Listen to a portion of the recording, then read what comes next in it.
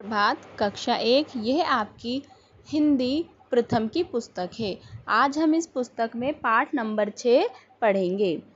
पाठ नंबर 6 का नाम है नदी की चिट्ठी, जो एक आत्मकथा पर निर्धारित है। पढ़ना प्रारंभ करते हैं। हमारे आसपास बहुत कुछ है जो हमसे जुड़ा हुआ है। उन्हीं में से एक है नदी। नदी हमसे कुछ कहना चाहती है, आइए जानें। मैं नदी हूँ। नदी कह रही है, मैं नदी हूँ। बहते रहना मेरी आदत है। नदी की आदत कैसी है? नदी की आदत बहते रहने की है। चाहे दिन हो या रात, नदी बहती रहती है। लोग मुझे देखकर खुश होते हैं और मैं उन्हें देखकर। नदी को देखकर लोग खुश होते हैं और लोगों को देखकर नदी खुश होती है। भारत में बहने वाली नदियों को बहुत आदर मिलता है। उन्हें देवी तक माना जाता है और उनकी पूजा भी होती है। जैसे गंगा यमुना नदी को लोग बहुत आदर देते हैं। मेरे अंदर कुछ भी डालो, मैं उसे बहाकर दूर ले जाती हूँ। मेरे किनारे पर बैठकर लोग पिकनिक मनाते हैं।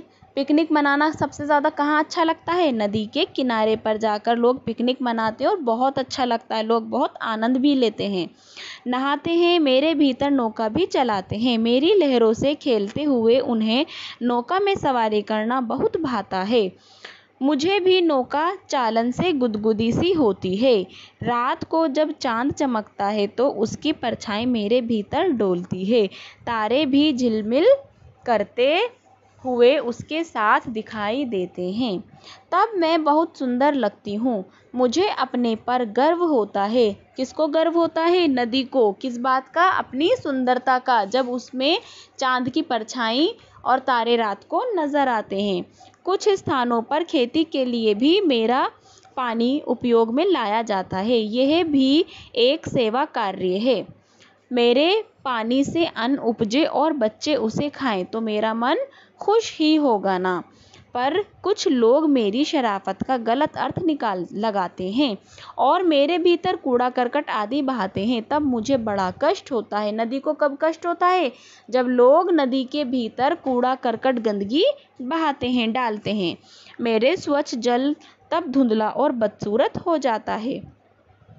मेरे भीतर रहने वाली मछलियाँ भी रोगी हो जाती हैं। यदि आप किसी को ऐसा करते देखें तो उसे समझाइए। प्राय पिकनिक मनाने आए लोग मेरे अंदर खाली प्लास्टिक की बोतलें और चिप्स आदि के रैपर फेंक देते हैं।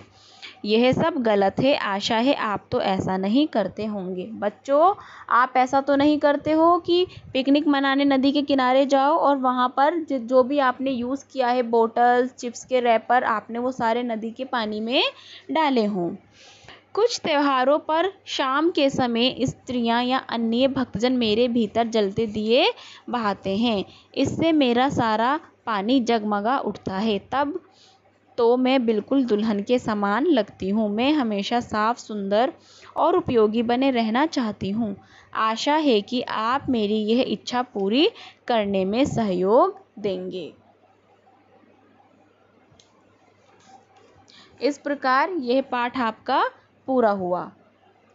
अब पृष्ठ संख्या आप 40 पर देखिए। यहाँ पर हैं आपके सही गलत। आपके है सही उत्तर के सामने सही का निशान लगाना है।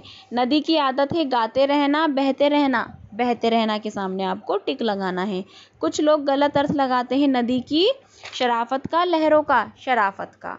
कूड़ा करकट नदी में डालने से नदी को कष्ट होता है, कोई प्रभाव नहीं पड़ता, कष्ट होता है। नदी हमेशा बने रहना चाहती है। जवान, उपयोगी, उपयोगी। आप उपयोगी के सामने सही का निशान लगाएंगे। नीचे इसमें दिया हुआ है, सुमेल कीजिए। खुश, खुश का मेल करेंगे आप पर्सन से। मन, मन का मेल करेंगे दिल से। नौका का मेल करेंगे नाव से। प्राय का मेल करेंगे अक्षर से। इस प्रकार आपको ये कार्य अपनी पुस्तक में करना है। धन्यवाद।